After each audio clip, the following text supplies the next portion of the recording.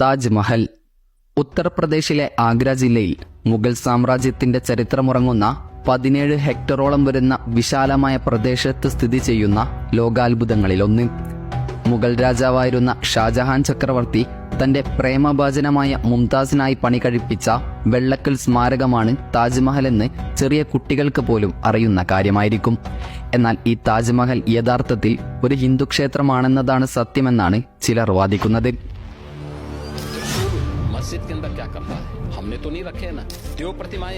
താജ്മഹലിൽ ഉറൂസ് നടത്തുന്നതിനെതിരെ ഹിന്ദു മഹാസഭ. താജ്മഹൽ കുത്തബ്മിനാർ പൊളിച്ച് ക്ഷേത്രം പണിയണമെന്ന അസമിലെ BJP MLA രൂപ് ജ്യോതി കുന്നി.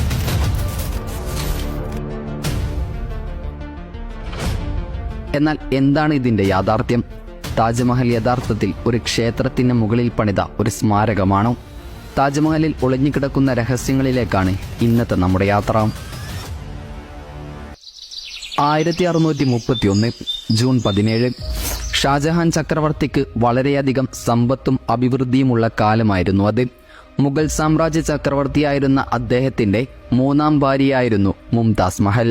എന്നാൽ 1931 ജൂൺ 17 14ാമത്തെ കുട്ടിയായ ഗൗഹറ ബേഗത്തിന് ജന്മം നൽകുന്നതിനിടയിൽ മുംതാസ് മഹൽ മരണപ്പെടുകയായിരുന്നു.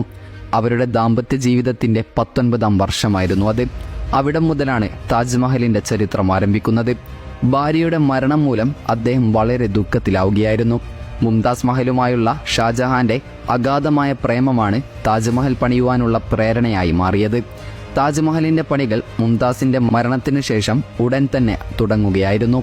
1648 ഒരു അടിസ്ഥാന ശവകുടീരം പണിതു തീർത്തു. പിന്നീട് ഇതിനു ചുറ്റുമുള്ള ഉദ്യാനങ്ങളും അനുബന്ധ കെട്ടിടങ്ങളും പിന്നീടുള്ള 5 വർഷങ്ങൾ കൊണ്ടാണ് പണി തീർത്തത്.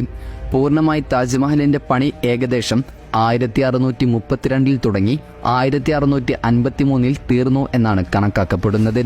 10,000-കണക്കിന് തൊഴിലാളികൾ ചേർന്നാണ് ഇതിന്റെ നിർമ്മാണം പൂർത്തീകരിച്ചത്.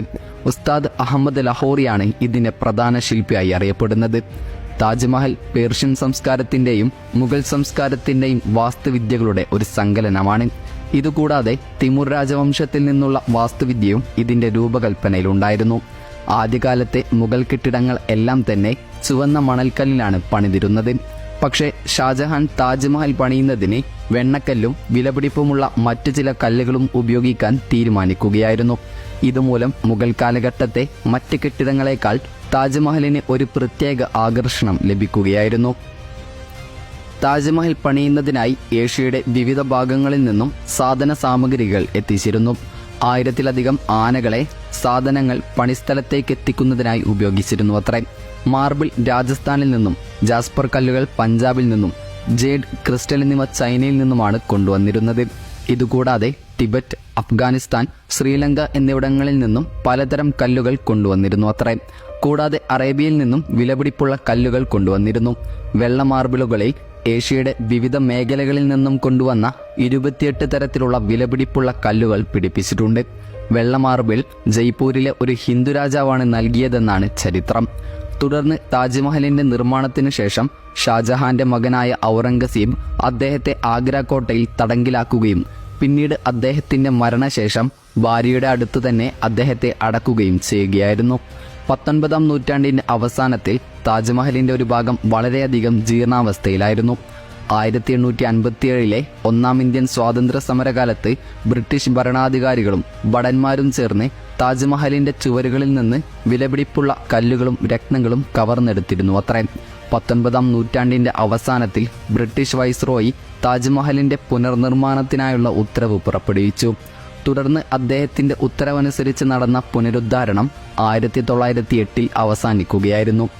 ഇങ്ങനെയൊക്കെയാണെങ്കിലും ഏറ്റവും പ്രചാരത്തിലുള്ളതും പരക്കെ വിശ്വസിക്കപ്പെടുന്നതുമായ ഒരു കെട്ടുകഥയാണ് താജ്മഹൽ പണിത കരകൗശല വിദഗ്ധരുടെ കൈവെട്ടിമാറ്റാൻ ഷാജഹാൻ ഉത്തരവിട്ടത്. അത്തരമൊരു അതിരുകടന്ന വാസ്തുവിദ്യാ സൗന്ദര്യം മറ്റൊരാൾ നിർമ്മിക്കാൻ ചക്രവർത്തി ആഗ്രഹിച്ചിരുന്നില്ല എന്നതാണ് അവരുടെ അവകാശവാദത്തെ പിന്തുണയ്ക്കുന്നതിനുള്ള കാരണം. അതുകൊണ്ടാണ് ഇത് നിർമ്മിച്ചവരുടെ കൈകൾ മുറിച്ചു കളഞ്ഞതത്രേ. ചരിത്രത്തിലുടനീളം ആളുകൾ എന്തു വിശ്വസിച്ചാലും ഈ അവകാശവാദത്തെ പിന്തുണയ്ക്കുന്നതിന് അത്തരം ചരിത്രപരമായ തെളിവുകളൊന്നുമില്ല എന്നതാണ് സത്യം. പക്ഷേ ഈ മഹത്തായ മഹലിന്റെ നിർമ്മാണവേളയിൽ ആയിരക്കണക്കിന് ആളുകൾക്ക് ജീവൻ നഷ്ടപ്പെട്ടു എന്നത് ഒരു വസ്തുതയാണ്. ഇങ്ങനെ ഒരുപാട് ചരിത്രങ്ങൾ ഉറങ്ങിക്കിടക്കുന്ന താജ്മഹൽ വർഷം തോറും 2 മുതൽ 4 ദശലക്ഷം ആളുകൾ സന്ദർശിക്കുന്നുണ്ടെന്നാണ് കണക്ക്. ലോകത്തിലെ 7 മഹാത്ഭുതങ്ങളുടെ പട്ടികയിലും താജ്മഹലുണ്ട്. ഏതായാലും ആദ്യം ചോദിച്ച ചോദ്യത്തിലേക്ക് വരികയാണെങ്കിൽ, താജ്മഹലിന്റെ ഈ ചരിത്രത്തിലെവിടെയും ഹൈന്ദവവുമായി ബന്ധപ്പെട്ട ക്ഷേത്ര നിർമ്മാണത്തിന്റെയോ ഹൈന്ദവ പശ്ചാത്തലങ്ങളോ നമുക്ക് കാണാൻ കഴിയില്ല. അതിനാൽ തന്നെ ഇന്ന് താജ്മഹലിനെതിരെ ഉന്നയിക്കുന്ന ആരോപണങ്ങൾ എല്ലാം തന്നെ കഴമ്പില്ലാത്തതാണെന്ന് നമുക്ക് മനസ്സിലാക്കാം. എന്നാൽ ഇന്നത്തെ ഇന്ത്യയുടെ ഭരണം വിലയിരുത്തിയാൽ താജ്മഹലും താമസിയാതെ തന്നെ ഒരു രാമക്ഷേത്രമായി മാറിയേക്കാം എന്നത് മറ്റൊരു സത്യം.